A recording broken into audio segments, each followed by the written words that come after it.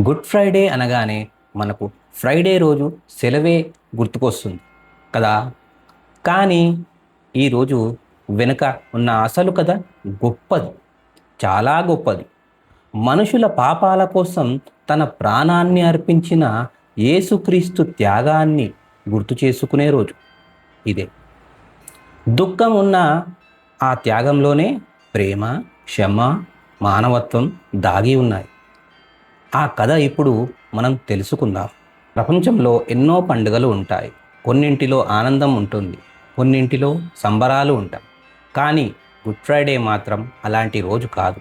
ఇది మౌనం, త్యాగం, ప్రేమ, క్షమ, బాధ అనే భావాలతో నిండిన రోజు. ఈ రోజున క్రైస్తవులు ఎంతో గౌరవంతో నిశ్శబ్దంగా గడుపుతారు. ఈరోజు ప్రధానంగా జీసస్ క్రైస్ట్ శిలువ వేయబడిన రోజు జ్ఞాపకార్థంగా జరుపుకుంటారు. ఇప్పుడు చాలా సంవత్సరాల క్రితం యూదవ ప్రాంతంలో ఓ చిన్న గ్రామం ఉండేది. అక్కడ పేదలు, కూలీలు, రైతులు జీవించేవారు. ఆ సమయంలో ప్రజలు అన్యాయం, కష్టాలు, పేదరికంతో బాధపడేవారు. అప్పుడే ప్రేమ, దయ, క్షమ గురించి చెప్పడానికి ఒక మహానుభావుడు వచ్చాడు. ఆయనే యేసు ప్రభు. ఆయన ఎక్కడికి వెళ్ళినా ప్రజలు చేరేవారు. ఎందుకంటే ఆయన మాటలో ఓదార్పు ఉండేది. పేదవారికి సహాయం చేయడం, శత్రువులను కూడా ప్రేమించడం, క్షమించడం, క్షమించండి అని చెప్పేవారు. మాట మంచిదైతే మనసు మారుతుంది అని అదే జరిగింది. యేసు ప్రభువు పేదలతో కూర్చునేవాడు, రోగులకు ఆశ చూపేవాడు, బాధలో ఉన్న వారిని ఓదార్చేవారు. ఆయన చుట్టూ ప్రజలు పెరిగారు, కానీ అందరికీ అది నచ్చలేదు. అప్పటికీ కొంతమంది అధికారులకు ఆయన ప్రభావం భయం వేసింది. ఇతను ఇలా చెబితే ప్రజలు మాట వినరు అని భావించారు. ఒకరోజు ఆయనను పట్టుకోవాలని నిర్ణయించారు. రాత్రి సమయంలో ఆయనను అరెస్ట్ చేశారు. తరువాత తప్పుడు ఆరోపణలు పెట్టారు. యేసు ప్రభువును అధికారుల ముందు నిలబెట్టారు. వాళ్ళు ప్రశ్నలు అడిగారు. ఆయన ప్రశాంతంగా సమాధానం ఇచ్చారు.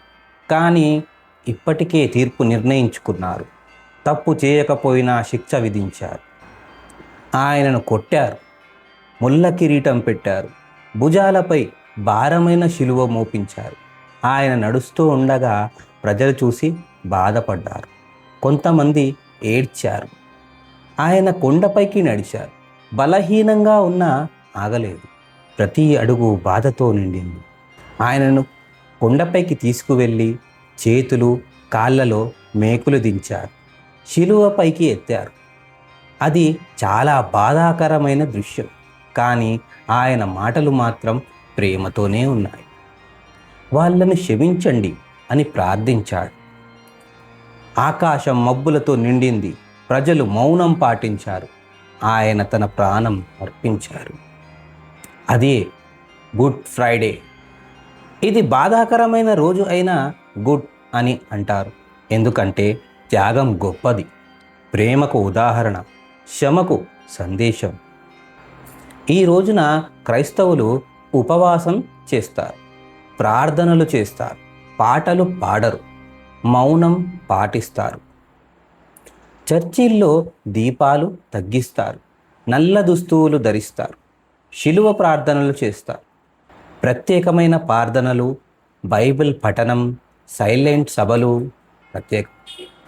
గుడ్ ఫ్రైడే మనకు నేర్పేది ప్రేమించాలి, క్షమించాలి, దయతో ఉండాలి, ఇతరులకు సహాయం చేయాలి. గుడ్ ఫ్రైడే బాధతో ముగుస్తుంది, కానీ ఆశతో కొనసాగుతుంది.